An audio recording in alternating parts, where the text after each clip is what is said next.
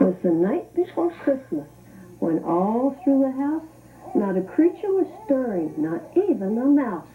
The stockings were hung by the chimney with care, in hopes that St. Nicholas soon would be there. The children were nestled all snug in their beds, while visions of sugar plums danced in their heads. And Mama in her kerchief, and I in my cap, had just settled down for a long winter's nap. We'll get our Mama's kiss. When out on the lawn there arose such a clatter, I sprang from my bed to see what was the matter. Away to the window flew like a flash, tore open the shutters and threw up the sash. The moon on the breast of the new-fallen snow gave the luster of midday to objects below, when what to my wondering eyes should appear but a miniature sleigh and 8 tiny reindeer. With a little old driver so lively and quick, I knew in a moment it must be St. Nick. More rapid than eagles his coursers they came, and he whistled and shouted and called them by name.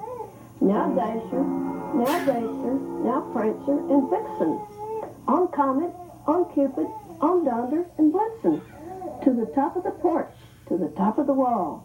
Now dash away all. As dry leaves that before the wild hurricane fly, when they meet with an obstacle, mount to the sky. So up to the housetop the coursers they flew, with a sleigh full of toys, and St. Nicholas too.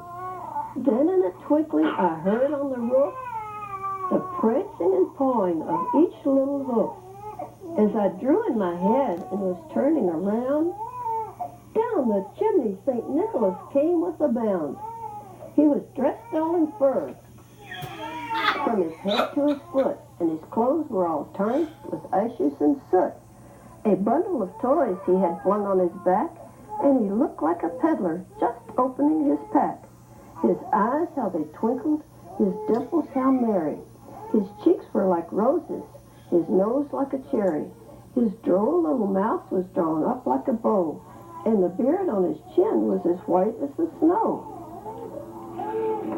The stump of a pipe he held tight in his teeth, and the smoke it encircled his head like a wreath.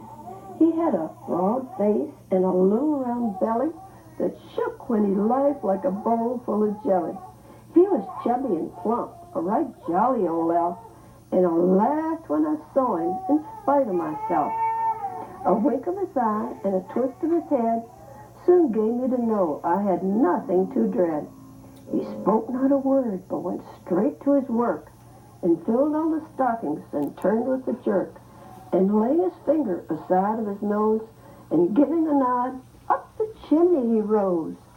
He sprang to his sleigh, to his team gave a whistle, and away they all flew, like the down of a thistle. But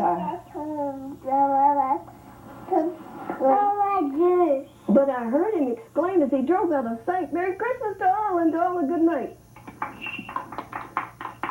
To all a good night.